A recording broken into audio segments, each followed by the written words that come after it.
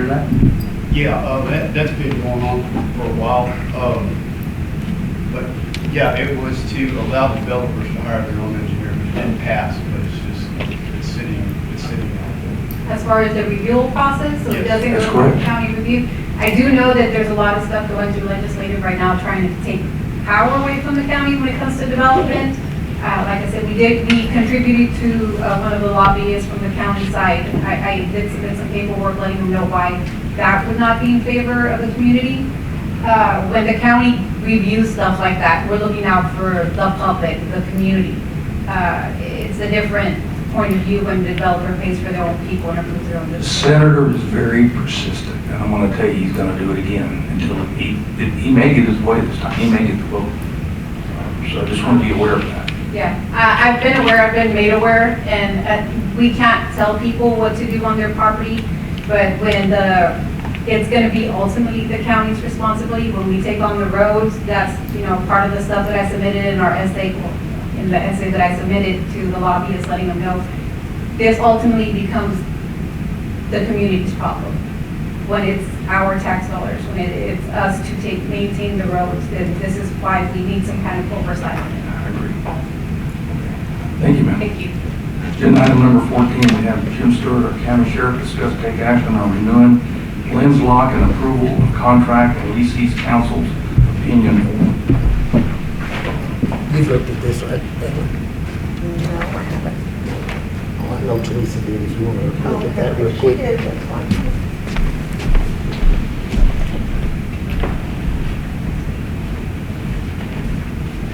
In the renewal this year for Lynn's Lock, there's a request for signature that I'd never seen before. It has something to do with legal. I haven't seen it. Did Ms. Nettles get a copy of this? Yes, Okay. I mean, if she's approved it, then I don't have any problem with that. she's but- approved it. She's actually the one that sent the request to put it on the agenda for today. But basically, all it is I'm requesting a signature for their legal purposes, to create the contract. It's a renewal. I don't remember seeing this on the last one. Is it the court signature or just the judge? Just a signature, just yours, Judge, is all it needs.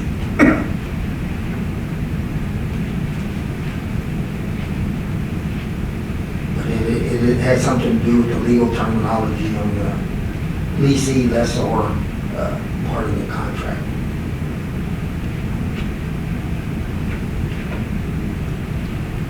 And we missed the last, they've been after me because it's renewal time. We missed the last commissioner's court to get this on here. What does that do? What is Lynn's? That's all my body worn cameras and in-car video camera system.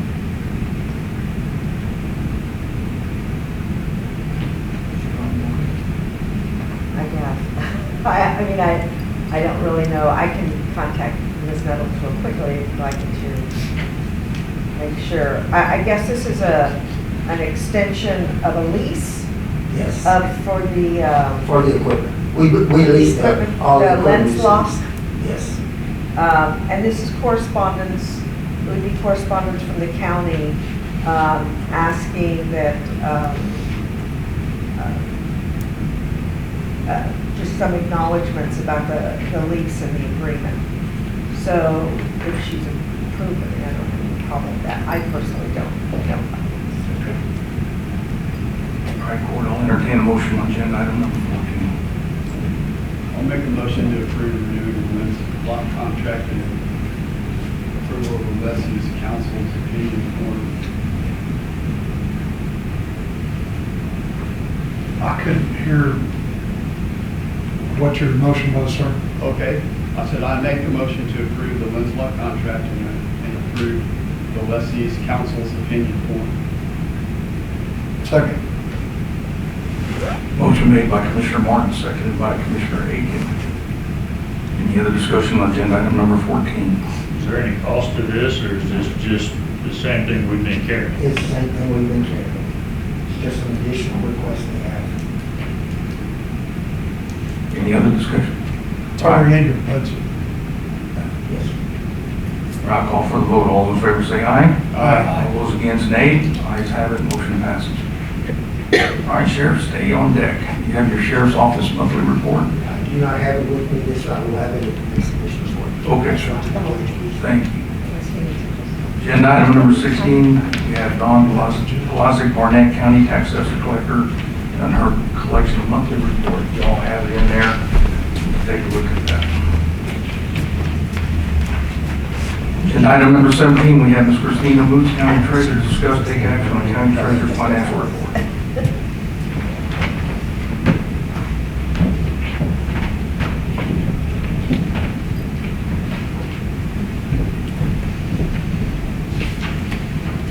Good morning, in your document, you will have the treasurer's monthly report ending with October of 2025.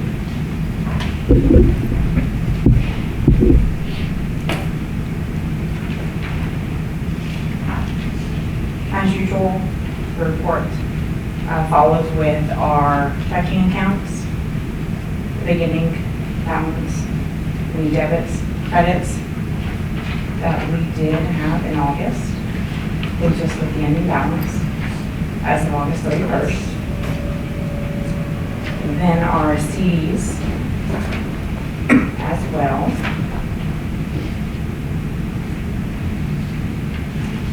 Then followed with our investment accounts.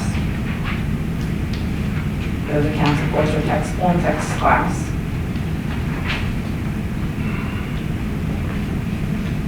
As well as any debits or credits, I should say, deposits or withdrawals that we've had.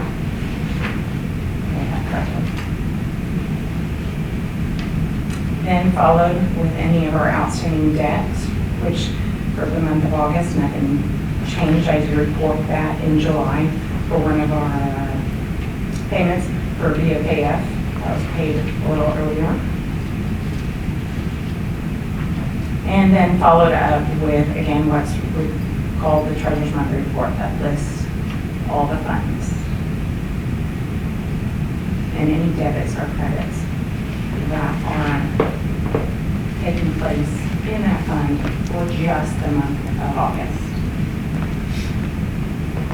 So it's leaving you with an ending balance of that fund for August.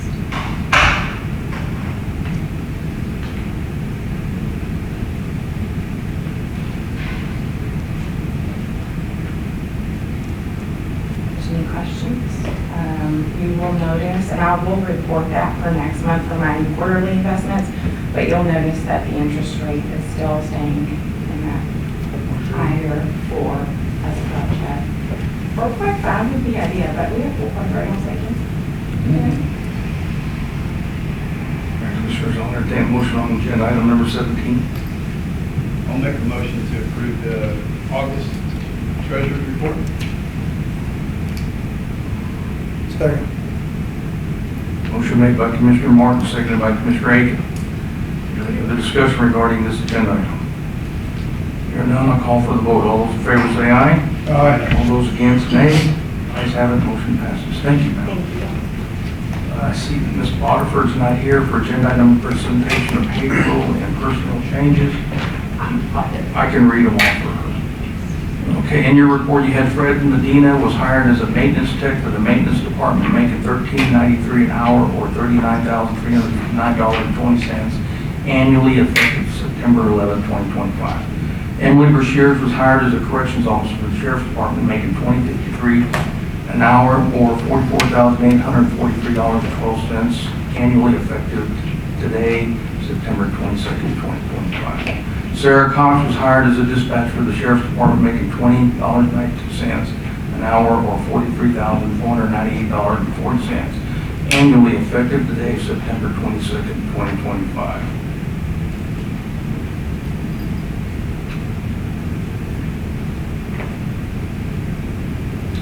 Agenda item number 19, we move to Ms. Brenda Trevina, County Auditor, to discuss take action on county bills. Judge, I have a total of $1,405,482.04. There are a couple of issues that I want to address the court with regarding the bills.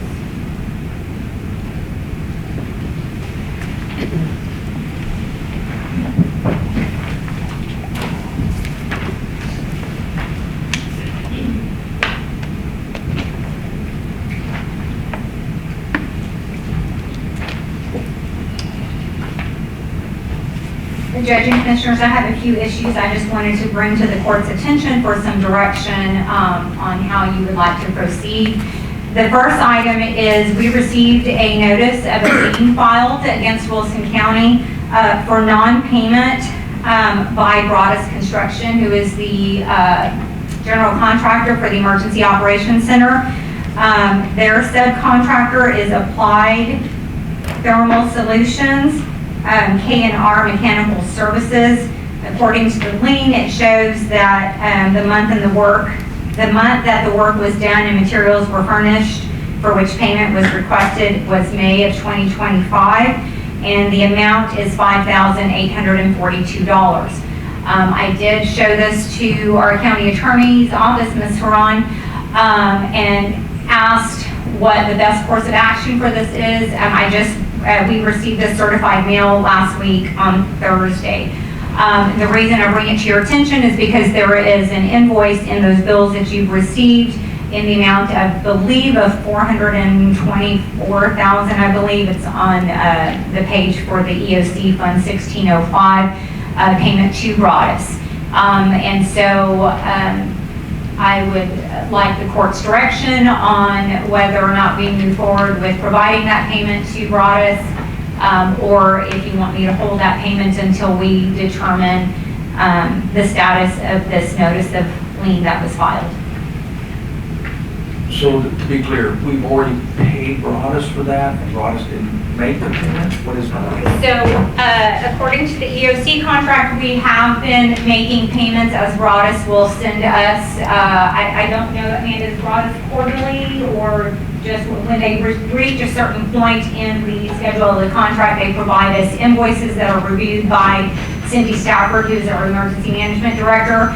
She reviews the invoices and approves for payment. So she did review this one that's in your bills for $424,000. I'm sorry, $442,000. I had it backwards. And so they have been paid for certain parts of the scheduled project. This was just another payment request from them. You can see it on there. Now, in full transparency, we have been receiving over the course of the past several months notices from different vendors, not to this extent of a lien being filed, but several notifications from subcontractors who had not been paid, but then that's their responsibility. It's the law that they notify the owner of the project when a bill has not been paid. So what I've been doing is calling those vendors that we received those notices from to verify if they've received payment. And prior to this one, all had been paid. I don't know if it was just, I don't know what Broadus's process is in terms of getting their subcontractors paid or what that looks like. But prior to this lien, everything else had been paid. Phone So calls and paid. Mhm. So It's the just a lien is process though, from- because I have to call all of those subcontractors to make sure that they've been paid. The lien is from Applied Mechanical Services. Right. It's right there, sir. All right.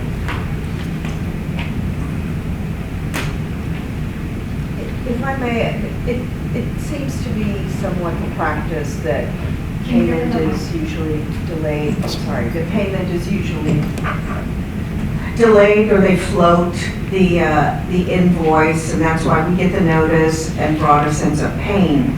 But once a lien is filed, it places a lien on our property for non-payment. And we don't know if there's a dispute between Broadus and this vendor. Maybe the materials were substandard, it wasn't done timely. I mean, we don't know what that dispute is. All we know is that it does place a lien on our property because this individual who provided a service is saying we haven't been paid. And if it gets to that point, it's usually over a period of time of non-payment or ignoring the invoice. So, and I don't know if you have from this particular expense, this particular vendor, like money that's being asked to be approved by the court today includes this vendor, Or does not, they just send you We the wouldn't know, number? yeah, we Okay. wouldn't know that because when Broadus supplies us with their invoice, it's just based on, they don't provide the detail of who they're paying. It's based on their timeline of events and their schedule. They're not required to provide us, these are all the vendors that we used in this time period. So I really wouldn't know if that is part As part of. of that. Right, because I mean theoretically, they have been getting paid by the county in a timely manner, so any invoices that they incur is the responsibility of the general contractor to make sure that they are paying their subcontractors.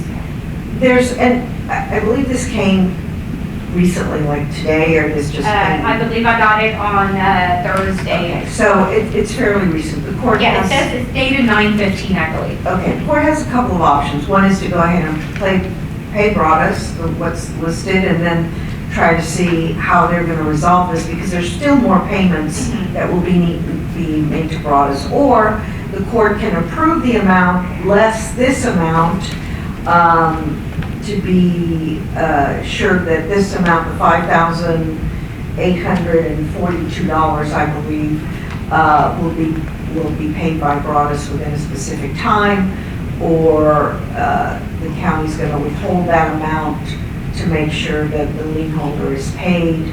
I believe this project is not close to completion, so there's still other payments. And sometimes the lien is just to protect the vendor. I mean, they don't really intend on foreclosing quickly, but they do have the right to do that. But at this point, I think it's really up to the court how you want to handle that expense. Certainly have a conversation with Broadus about, we're getting notices for non-payment, and we're paying you timely and diligently. Yeah, I'm sorry. No, I was just gonna say, I agree with you. Number one is we're already holding retainage, so there's more than this amount already covered in retainage somewhere. These kind of things are common and happen almost in every construction project, because somebody gets their feathers ruffled. And knowing Broadus, I have no doubt that they will resolve. Technically, we can't close the contract till this is resolved, so I say, I mean, we've already, if this was from May of last year, then they've already been paid for this. I mean, if you want to withhold $5,800, I don't have a problem with that, but I don't think it's appropriate. We've got plenty of retainage. We've probably got in excess of $500,000 in retainage sitting out there. They'll have to close this out before they can get, we will release the retainage. So we've still got several months to do that. And that's correct, sir. That's what retainage is. It's to hold back money in these kind of situations where you'll have to make payment directly, so. And I have not contacted, because I just received that, I have not contacted the vendor yet. They may have very well been paid already and this got crossed to me. I don't know yet, but I did want, because it was a notice of lien that was filed, I did need to bring it to the court's attention, so. It was May of 2025, and A, they could have been paid and processed it wrong. B, there could be a dispute. C, it could be that our vendor Broadus needs to take it and go ahead and pay them, and it's missing in there, but My only, I guess, question is that the date of the lien and the notice is September 15th, which was just last week. So without calling them to confirm, I don't know why a lien would have been filed. well, if it's Dated incurred in May, they can 9/15. take it. Right, no, that's what I'm saying, that if it hasn't been taken care of, that would not surprise me, because it would surprise me that they would file a lien on September 15th for an invoice back from May. And they have some deadlines that the lien has to be filed within a specific period of time, or it's waived. Right. So they may just be trying to have met that deadline by filing in September as well. But as you said, it's hard to know that. Right. Okay. We just need to talk to Broadus and bring it to their attention, and they need to tell us where the action is. We probably already paid this in a previous payment to Broadus. Yeah, what happens if we found out we've already paid it? I mean, what recourse would we They'll have? have to release the lien. The vendor If they've the already been vendor has paid, been we'll paid have- by Broadus, they'll release them. They'll have to file something with the county Okay. clerk's office to release that lien. Who's going to follow up on this? Attorney's office, the auditor's office? I mean, I will contact the Applied Thermal Solutions who issued the lien to determine whether to ask if it's been paid. What I need to know from you is, in the course of approving the bills, the invoice in there for Broadus at $442,000, if you're going to approve all of the bills, that is in there, I'm just letting the court know. In my Or you- mind, So you're not yes. asking for, because it's not on the agenda like that, so you're just asking, it's already in the bills as it sits today. It's in the bills for your approval today, correct? But I can withhold that invoice or proceed with your approval of paying the invoice. I'll at least make a phone call before the check is sent to us.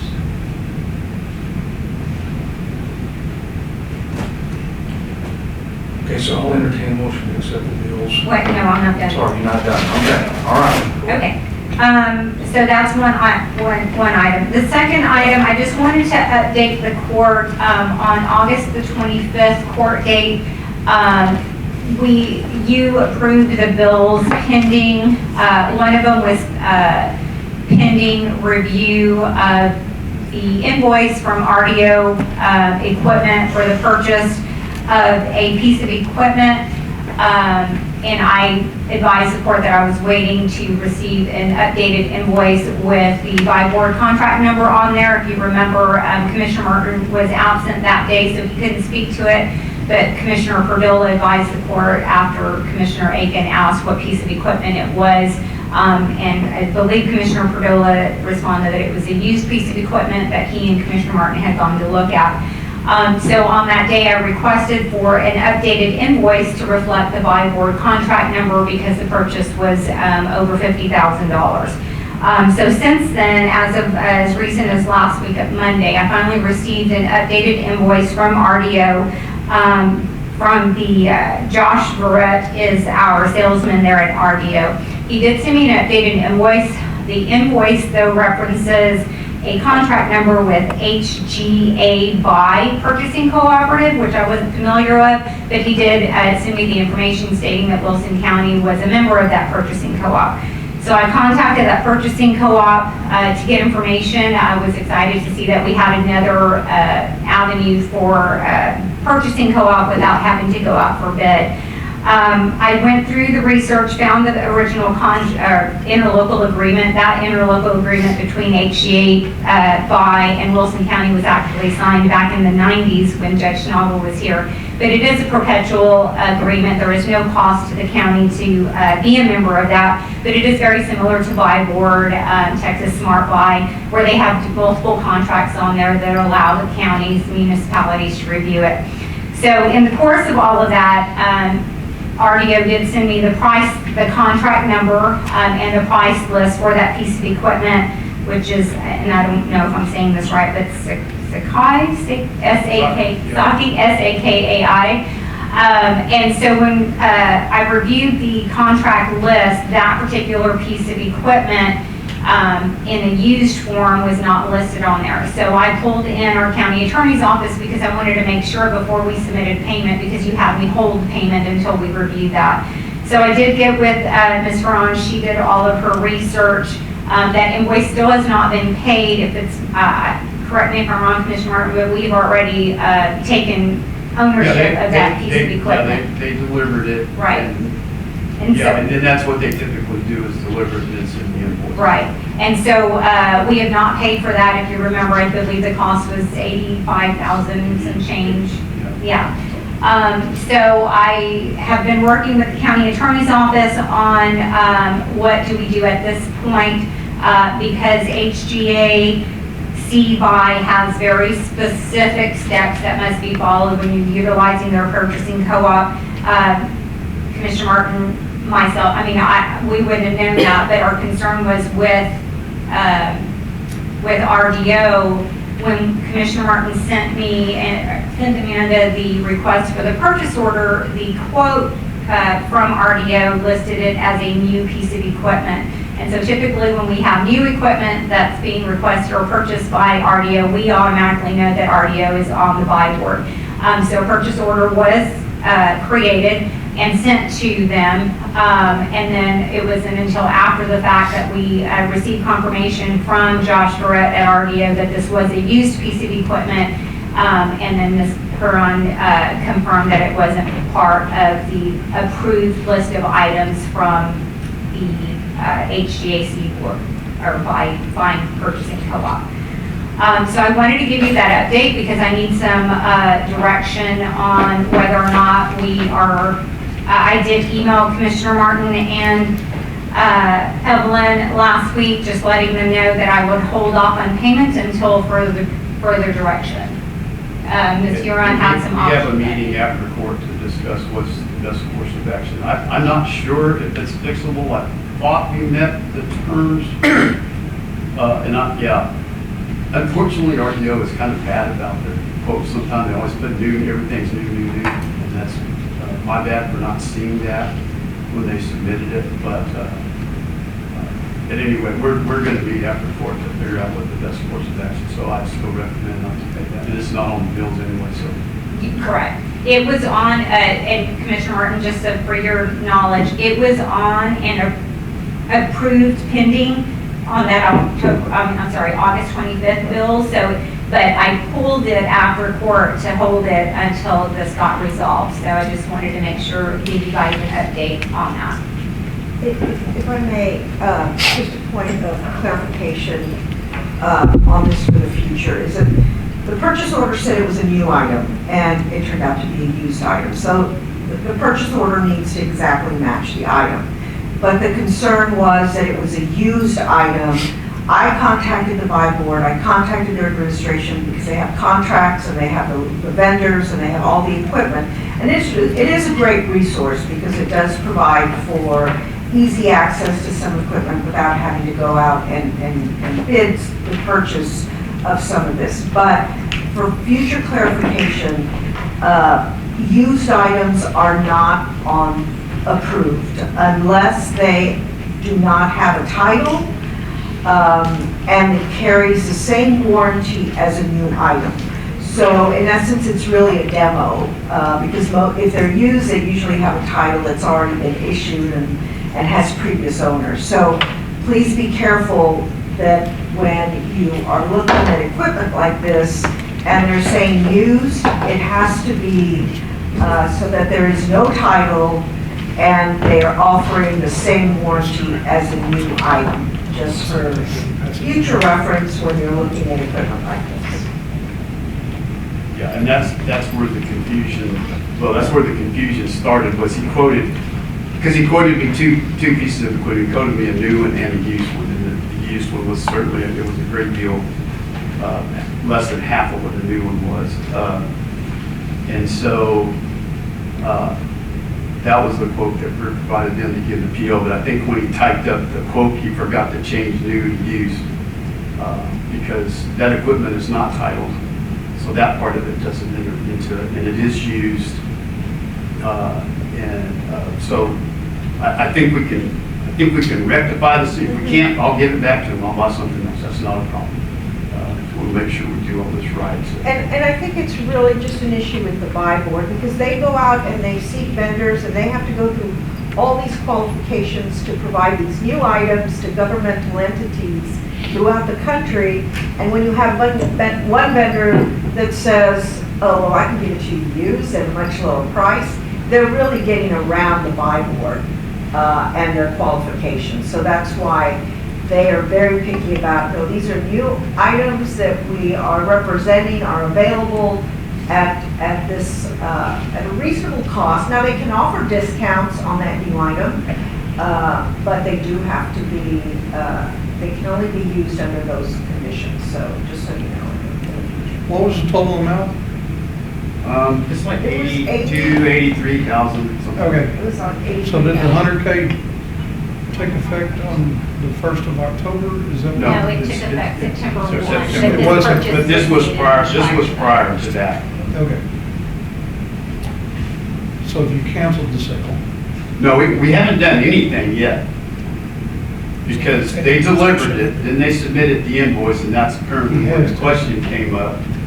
So it's just sitting in my yard right now. It hasn't been paid for, and I haven't used it, so Ms. Huron and I are gonna meet after court today. We'll figure out what needs to be done to either, if it is correct and that it was just the wrong terminology on the quote, and that's all that needs to be fixed, and that's good, then we'll fix that and we'll reissue the PO correctly with the right terminology on it, and then we should be good.